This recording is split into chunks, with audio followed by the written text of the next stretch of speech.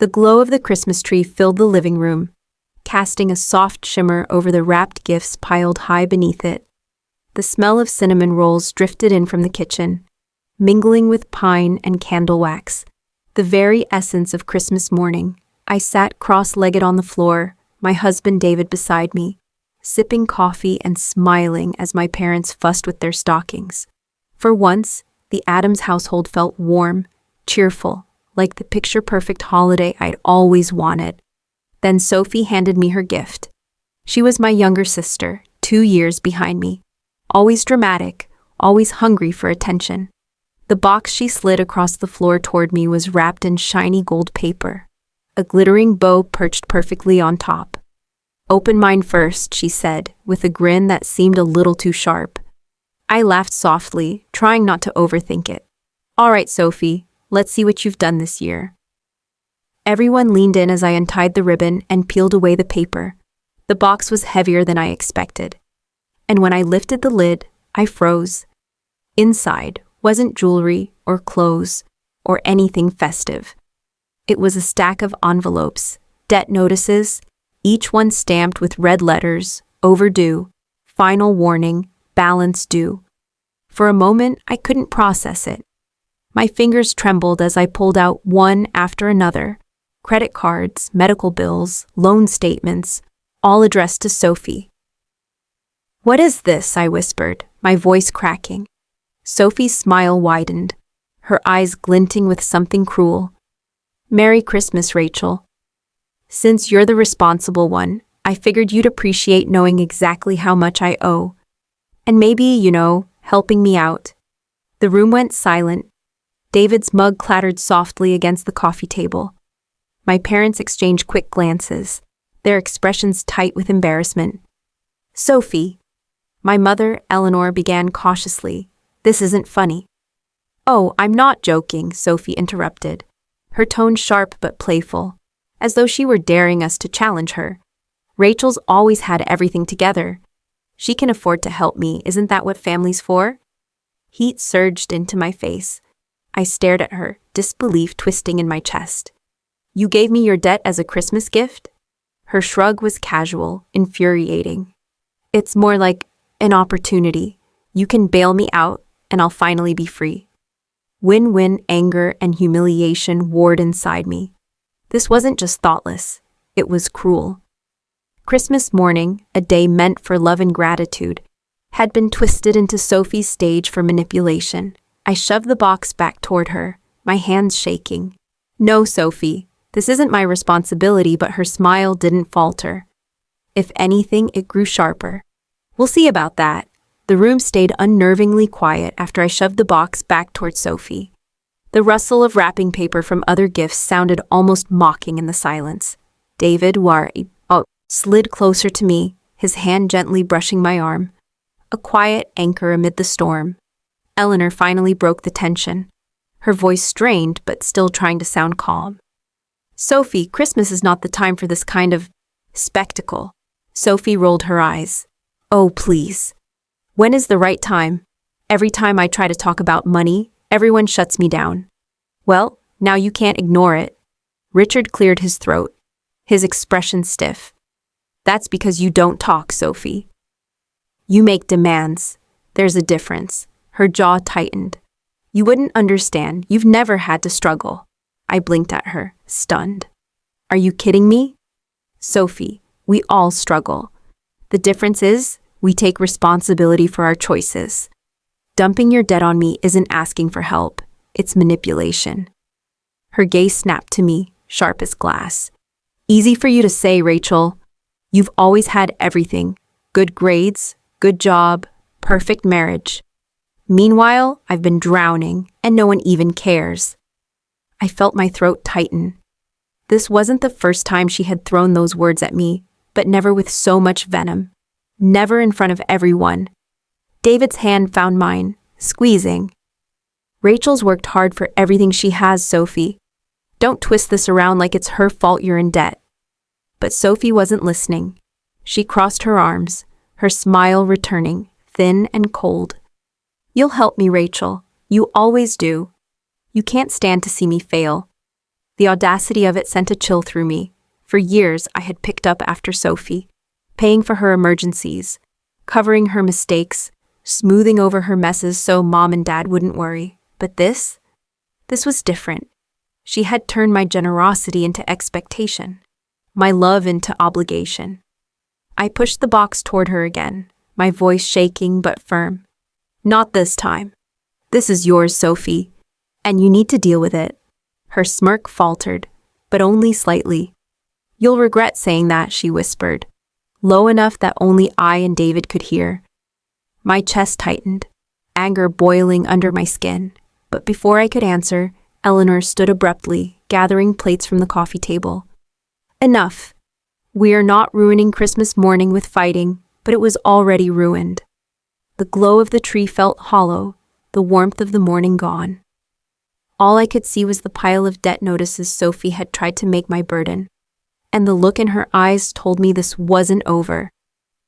The rest of Christmas morning blurred into a strained performance, as though we were all actors trapped in a play we hadn't rehearsed for. Wrapping paper continued to tear, bows were tossed aside, and polite thank yous were murmured.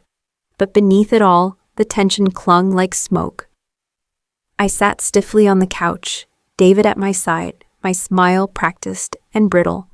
My parents pretended not to notice the box of debt notices still sitting unopened on the floor, beside Sophie, but I noticed. And so did she. Every few minutes, her eyes flicked toward me, daring me to pick it up again, to reconsider. When brunch was served, we gathered around the table. The smell of roasted ham and baked apples filled the air, but my appetite was gone. Sophie sat across from me, sipping orange juice with deliberate calm, as though she hadn't detonated a bomb in the middle of our holiday. Richard finally spoke, his voice heavy. Sophie, we need to have a serious discussion about your finances. This, he gestured toward the box in the other room, was inappropriate and unfair to your sister. Sophie's fork clattered onto her plate. So it's all about Rachel again, isn't it? She gets sympathy, she gets praise, and I get lectures. I shook my head, the words slipping out before I could stop them. This isn't about me, Sophie. It's about you taking responsibility. Her eyes narrowed. Easy for you to say. You've got David, you've got a steady paycheck, you've got everything lined up. I'm the one barely scraping by. David leaned forward, his voice calm but edged with steel. Rachel doesn't have everything because it was handed to her, Sophie. She worked for it. She sacrificed for it. Maybe you should try that instead of expecting everyone else to fix your mistakes. Sophie's cheeks flushed, her jaw tightening. You think I don't work hard? You have no idea what it's like to constantly feel behind, to never be the favorite, to always live in Rachel's shadow. Eleanor placed a hand on Sophie's arm, her voice pleading. Sophie, no one is asking you to compete with your sister. We love you both. But Sophie jerked her arm away, her eyes glistening with unshed tears. No, you don't. You love Rachel. You tolerate me. The words hit me like stones, not because they were true, but because they revealed the depth of her resentment. And I realized then that the debt notices weren't just about money. They were a cry for attention, a twisted attempt to force us all to see her, even if it meant destroying me in the process. I wanted to reach her, to bridge the gap, but every time I tried in the past, she had turned it into another wound. So this time, I stayed silent, and in that silence, I felt the first stirrings of resolve. Sophie's chaos wasn't mine to carry anymore. After brunch, David and I retreated to the guest room, the safe haven we always claimed when family gatherings became too heavy. I closed the door behind us and leaned against it, the weight of Sophie's words pressing hard on my chest. David set his hands on my shoulders, his voice steady. Don't let her pull you into this, Rachel. She knows exactly which buttons to push. That box wasn't just about money, it was about control. I nodded, though my throat ached. He was right. Sophie had turned my generosity into an obligation long ago, and each time I gave in, it fed the cycle. But now it felt different. She made a spectacle of me, I whispered. in front of everyone. On Christmas morning, David pulled me into his arms because she wanted to humiliate you. But Rachel, the humiliation isn't yours. It's hers. Only someone that desperate for attention would go that far. We stayed there for a while, the muffled sounds of laughter and clinking dishes drifting up from downstairs. How strange, I thought, that joy and pain could coexist under the same roof, separated by nothing more than a floor. Later, when we rejoined the family in the living room, Sophie was curled on the couch scrolling through her phone as though nothing had happened. Eleanor busied herself with tidying stray wrapping paper while Richard sat stiffly in his chair, his jaw tight. "Rachel," Richard said finally, his voice firm but kind, "don't take on what isn't yours. Sophie's choices belong to Sophie. Your mother and I will handle this from here." Eleanor gave a small nod, though her eyes flicked nervously toward Sophie. It was the first time my parents had openly said that the responsibility wasn't mine. And though relief stirred in me, doubt crept alongside it. Could I really trust them to hold Sophie accountable? Sophie didn't even look up from her phone. "Sure, Dad. Handle it, just like you always do, by ignoring it until Rachel cleans up the mess." The jab stung, sharp and deliberate, but instead of answering, I stood tall and gathered my coat. "David and I are heading home," I announced. My voice was calm, but inside, my heart was pounding. Eleanor's face fell. "So soon?" "It's Christmas." "I know," I said softly, meeting her gaze. "But I won't let this day be about debt notices and guilt." "Not anymore." Sophie finally glanced up, her smirk tugging at the corner of her mouth. "Running away again, Rachel?" I looked her in the eye, steady and unflinching. "No, I'm choosing peace for once." She didn't have a quick retort. As David and I walked out into the crisp winter air, I felt a strange mix of sorrow and strength. Christmas had been ruined, yes, but maybe, just maybe, it had also marked the beginning of something else. My refusal to let Sophie's chaos rule my life. Snow crunched beneath our boots as David and I walked to the car. The air was sharp with cold, but it felt cleansing, like I could finally breathe again after hours of suffocating tension inside. Once we were buckled in, David started the engine but didn't shift into drive. He turned to me, his expression steady. "You did the right thing, Rachel. Leaving was the only way to keep your dignity." I stared out the window at the twinkling Christmas lights strung across my parents' porch. "I just hate that it came to this. Christmas used to be my favorite day of the year." David reached over and took my hand. "That's because you were always the one holding it. Together, making it special despite Sophie's drama. But it's not your job anymore. Not this year. Not ever again." The ride home was quiet, but my thoughts churned louder than the tires against the snow. Sophie's words echoed in my head, each one laced with bitterness. "You've always had everything. You live in my shadow." It wasn't just resentment, it was venom, and it had poisoned every corner of our relationship. That night, curled up on the couch with David, I replayed the scene over and over. Her smug grin, the stack of debt notices, the way she weaponized her failures and tried to make them my responsibility. "I'm done, David," I whispered into the quiet. "I've bailed her out for the last time." He squeezed my shoulder. "Then let that be your gift to yourself this Christmas. Freedom." In the days that followed, texts began trickling in from Eleanor, each one careful, tiptoeing around the subject. "Sophie's upset. She feels abandoned. She just needs support right now." I stared at them, torn between anger and guilt. For years those messages had been my cue to swoop in, to smooth things over. But this time, I didn't answer. Then Richard called. His voice was weary but clear. "Rachel, your mother and I are dealing with Sophie. You don't need to involve yourself. I should have said that years ago." For the first time, I heard resolve in his tone, a strength I'd rarely seen. It gave me hope that maybe, just maybe, things could change. But Sophie wasn't finished. 3 days after Christmas, she showed up at my apartment. I opened the door to find her standing there, hair messy, eyes blazing. She didn't even bother with pleasantries. "You think you can just walk away from me, Rachel?" she spat. "You think you can make me the villain while you play the perfect daughter?" David appeared at my side instantly, his presence solid and grounding. But Sophie's fury was aimed squarely at me. And as I looked into her eyes, I knew this wasn't just about debt. It was about years of rivalry, resentment, and pain that had been building since childhood. And finally, it was all about to come out. Sophie shoved past me into the apartment without waiting for an invitation. Her coat was still dusted with snow, her boots tracking wet prints across the floor. David bristled but stayed near, ready to intervene if things escalated. I closed the door slowly, my heart pounding. "Sophie, what are you doing here?" She spun on her heel, her eyes blazing. "I came to say that you don't get to humiliate me like that and then just walk away." "Humiliate you?" The words burst out of me before I could stop them. "You handed me a box of debt notices in front of our entire family. On Christmas morning.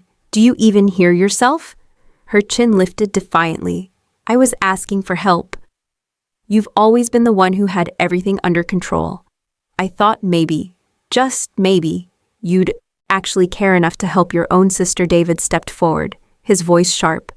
"What you did wasn't asking. It was an ambush. You tried to dump your problems on Rachel and shame her into fixing them." Sophie's lip curled. "Oh, of course you'd defend her. Mr. Perfect Husband, you two think you're so much better than me." I forced myself to breathe, to steady my voice. "This isn't about being better. It's about boundaries. I can't keep cleaning up your messes, Sophie. It's destroying me." For a split second, I thought I saw her expression falter, but then her eyes hardened. "Destroying you? Please. You wouldn't even have a life worth bragging about if I hadn't been the screw-up all these years. You got to be the golden child because I was the disaster." The words struck deep, dredging up years of unspoken truth. Was that how she saw herself? The family scapegoat? The one who gave me contrast so I could shine? David's voice cut through my thoughts. "That's not Rachel's fault. And it's not her responsibility to carry your guilt or your debt." Sophie's shoulders shook. Though whether from rage or sorrow, I couldn't tell. "You're both going to regret this. I swear, one day when you need me, I won't be there. And maybe then you'll finally understand what it feels like to be left behind." Her words hung heavy in the air. I didn't answer because there was nothing left to say. She turned sharply, yanked open the door, and stormed out into the snow without looking back. The silence she left behind was deafening. I sank onto the couch, my hands trembling. "David, what if she's right? What if I really did leave her behind all these years?" He crouched in front of me, his hands firm on mine. "Rachel, listen to me. You didn't leave her behind. She chose not to keep up." There's a difference. I wanted to believe him. But in my heart, I knew this wasn't the end. Sophie wasn't finished with me. Not yet. The days after Sophie's visit felt like walking through a fog. Every time my phone buzzed, my chest tightened, half expecting another furious message from her. But there was only silence, a silence that felt heavier than words. Eleanor, however, didn't stay quiet. She called 2 days later, her voice cautious, almost pleading. "Rachel, sweetheart, Sophie told me she came by. She's upset. She feels you've abandoned her." I gripped the phone tighter. "She ambushed me on Christmas, Mom. She gave me her debt like it was a gift. I can't keep being her safety net." Eleanor sighed softly. "I know. I don't approve of what she did, but she's still your sister. Family should help each other." The old guilt stirred, but I forced myself to push back. Family doesn't mean sacrificing yourself for someone who refuses to change. I've carried her long enough. There was silence on the line, followed by Eleanor's quiet words. "You sound so much like your father when you say that." When I hung up, David was watching me carefully. "What did she say?" "That Sophie feels abandoned," I muttered. "That I should help her because she's family." David shook his head firmly. Eleanor means well, but she's enabling Sophie, and you've done enough enabling too. You have to draw the line that night. I sat staring at the Christmas lights still twinkling in the corner of our living room. They looked less magical now, more like a reminder of everything that had shattered under their glow. The following weekend, Richard called me. His voice was rough, heavy with the weight of someone who had seen too much. Rachel, I don't want you to blame yourself for your sister. Eleanor and I made mistakes raising you two. We coddled Sophie, and we leaned on you to keep the peace. That wasn't fair. Tears stung my eyes at his honesty. Dad, he sighed. It's time Sophie learns to stand on her own. If she won't, then she'll fall. And maybe that's the only way she'll ever learn. It was the first time I had ever heard my father admit the truth out loud. For years, he'd sat quietly while Sophie lashed out, while Eleanor begged me to intervene. And now, finally, he was acknowledging the imbalance that had haunted our family. That night, lying in bed, I whispered to David, maybe I've been fighting the wrong battle. It's not about making Sophie love me or proving myself to her. It's about letting go. David kissed my forehead softly. Exactly. You can love her, but you don't have to save her. As sleep pulled at me, I realized something. Sophie might never change. Eleanor might never stop excusing her. But I could change, and maybe that was enough. The new year crept in quietly, with snow still piled high on the sidewalks, and the glow of Christmas decorations fading into gray January mornings. I had promised myself I would focus on work, on David, on building a life that wasn't constantly weighed down by Sophie's chaos. But Sophie had other plans. One Friday evening, as David and I returned from grocery shopping, we found a thick envelope slid under our apartment door. My stomach sank as I picked it up, recognizing her looping handwriting immediately. Inside were copies of more debt notices, along with a scrawled note. Since you won't help me, maybe you'll enjoy watching me drown. My knees weakened, fury and despair twisting inside me. David grabbed the papers from my hands, scanning them before tossing them onto the table. She's trying to manipulate you, Rachel. Don't let her. But my chest ached. This wasn't just money, it was a declaration of war. Sophie wasn't asking anymore. She was threatening to unravel in front of me, daring me to watch. That night, I couldn't sleep. Every time I closed my eyes, I saw her smug grin on Christmas morning. The cruel satisfaction when she shoved her debt into my lap, and now the dramatic note. Was she spiraling further, or just pulling strings to see how far I'd bend? The next day, Eleanor called. Her voice trembled. Rachel, Sophie told me you've been cruel to her. She says you laughed at her debts. She's in tears. I froze. That's not true, she ambushed me. She keeps pushing her problems onto me. But Eleanor's sigh carried disappointment, not belief. She's your sister. I just wish you'd be kinder. David shook his head as he listened from across the room, mouthing the words, she'll never see it. I hung up the phone, my hands shaking. It was always the same story. Sophie as the victim, me as the villain. My parents might finally see flashes of truth. But Eleanor's heart was still tied in knots, unwilling to admit her youngest daughter thrived on manipulation. Later that evening, Richard called me privately. His voice was low. I know Sophie left you that envelope. Don't give in. She's desperate, and she's dragging you down with her. Let her face the consequences. Tears stung my eyes at his words.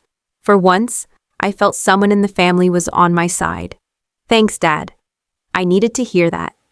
After I hung up, David wrapped me in his arms. Rachel, you can't save someone who doesn't want saving. You can only protect yourself. As I leaned against him, exhaustion washing over me, I realized he was right. Sophie's chaos was a storm I had weathered for years. But now, maybe it was time to step out of the storm entirely, even if it meant walking away forever. The weeks that followed were a test of endurance. Sophie's silence was broken only by small acts meant to sting, venom disguised as family connection. One afternoon, I logged into my email at work and found a message forwarded from Sophie, a debt collector's notice, accompanied by the words, This should have been yours to handle. I slammed my laptop shut, my pulse pounding. She was relentless. That evening, David listened quietly as I vented, then placed his hands on my shoulders. Rachel, she's trying to make you responsible for her collapse. But every time you respond, you give her more power. He was right, but it didn't stop the ache. Sophie wasn't just my sister. She was the girl I used to share secrets with under the covers. The one I built forts with in the living room. The one who once clutched my hand when thunderstorms rattled our windows. How had we come to this? A week later, Eleanor invited us to Sunday dinner. David and I debated whether to go, but in the end, I agreed. I needed closure, or at least clarity. When we arrived, Sophie was already there, perched at the table, her eyes cold and calculating. Eleanor greeted us warmly, pretending everything was normal, while Richard's glance toward me carried a silent warning. Be careful. Dinner was tense, every bite of roast chicken heavy in my mouth. Finally, Sophie leaned back in her chair, her voice dripping with sarcasm. So, Rachel, still too good to help your own sister? The words hit like a slap.